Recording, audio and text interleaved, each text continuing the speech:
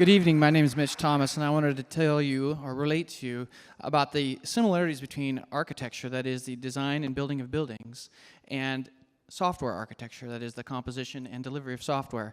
And this happened through a very fortuitous meeting with a friend of mine, an old friend of mine actually, Doug Skidmore. He went to college, you see, down at U of O, about the same time I went to college. And of course, when you go to college, you don't really know anything about life. Sorry. And you end up having conversations about these things that are very basic. You start talking about really cerebral things that really have nothing to do with the real world, or at least not initially. You start talking about things like order and balance and design. You start having these conversations about things that don't have actual concrete representations. And I thought, that's a lot like algorithms, like fluid dynamics, where you're actually modeling something, you're bringing order to a system, and you're actually putting it together, and you're simplifying things. And oftentimes, like in architecture, you'll end up using the same idea of order to separate spaces, like the sidewalk from the street, and use that all to focus on a central point. This is all very interesting, or was interesting to me, and it was surprising. I had no idea that all this stuff was so similar.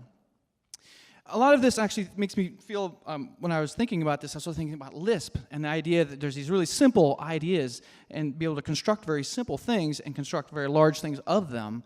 So the idea of order and simplicity work together. Then we would also talk about balance.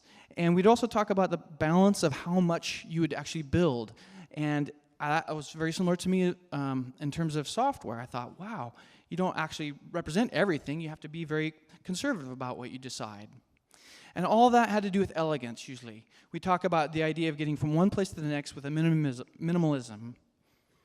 And that makes me think a lot about a database I've been using recently called Datomic, where facts are represented in time. It's a very minimalist idea where nothing really changes. You get a snapshot of the database, and you can query against that one thing all the time, and it's consistent.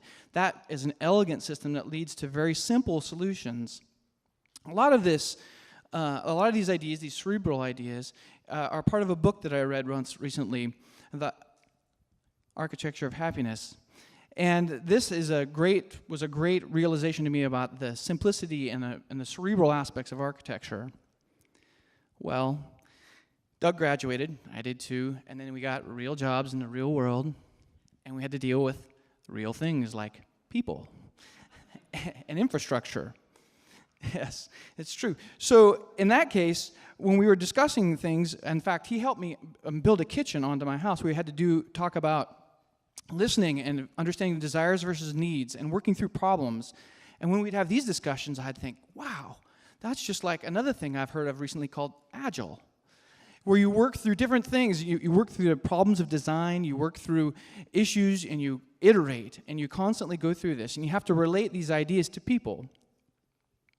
We'd also talk about integration. So in this kitchen project, for example, we were trying to actually take a particular idea and a design and integrate it with something else. We also had to deal with plumbing. We also had to work with a budget.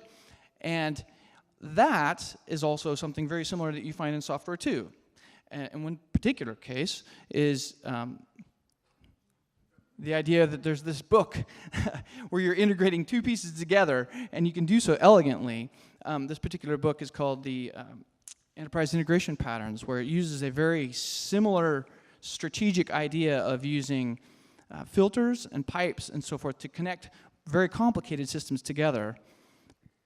And in these conversations, I thought, wow, it's amazing, Doug, that there's all these similarities between architecture and software. But another one was actually working on a building. You know, we had to actually deliver something to someone. You had to deliver a framework, and you had to communicate an idea to a team to actually build this thing. And of course, in architecture, the idea is you might have a schema, and you'd show a schematic of stuff. UML is a very similar idea in terms of software. So in all of this, I realized probably the most poignant thing in our conversation, which was this, that you have to take the cerebral things and the physical things, and you have to put them together, and the really successful people do so with a point of view. And this is, for me, probably the most important part of these discussions that I have with my friend, because I realize that I'm still learning, and that I still need to learn from other disciplines. And the great part about this is I have more conversations with a really good friend of mine over beers.